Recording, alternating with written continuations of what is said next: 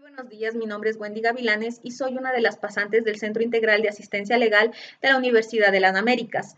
Este video tiene la finalidad de realizar un análisis sucinto de la película A Civil Action, específicamente de las estrategias de litigio de las partes procesales.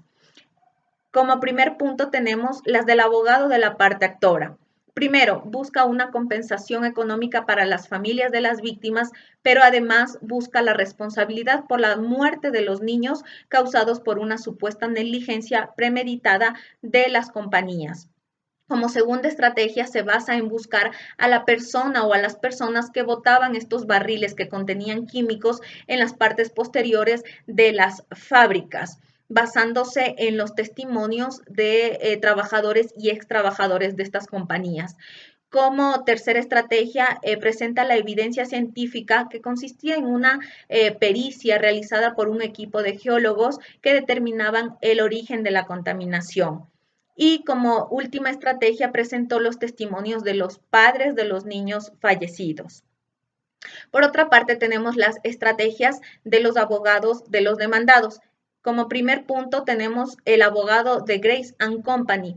Primero, él trató de que el juez del caso desestimara la demanda de la parte actora basándose en una disposición civil, que era una especie de reconvención en donde inclusive buscaba que la parte actora fuera sancionada por presentar una demanda frívola, sin fundamentos y además carente de pruebas.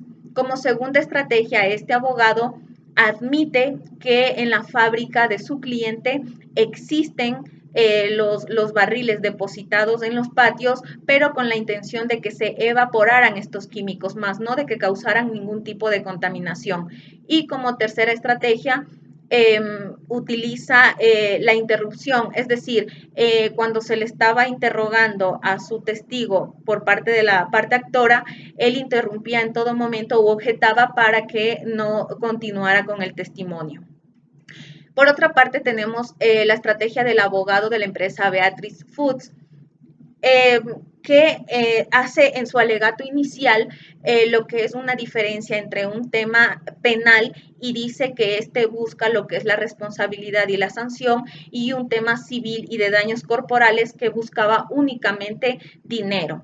Su segunda estrategia se basaba en ocultar pruebas y en negar que hubieran barriles escondidos en la fábrica de su cliente mediante el testimonio del dueño de la fábrica.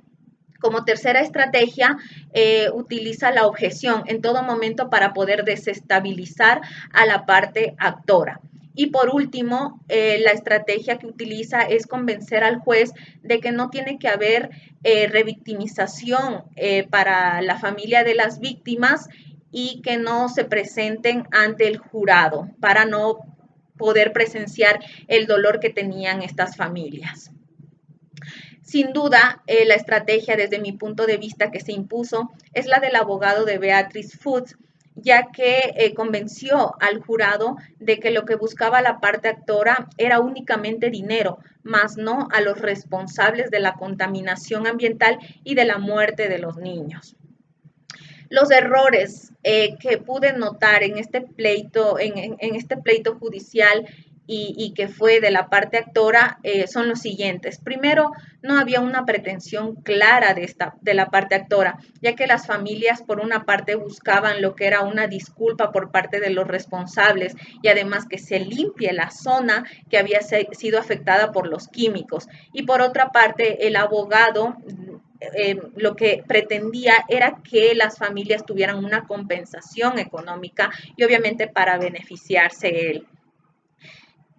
Pienso que tenía que ser un proceso penal, ya que era un delito ambiental y que provocó la contaminación del agua y por ende también causó la muerte de varios niños.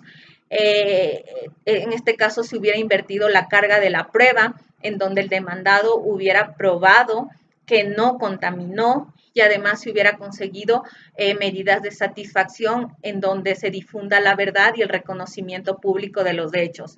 Y posteriormente se hubiera interpuesto lo que es una acción civil para reclamar daños y perjuicios.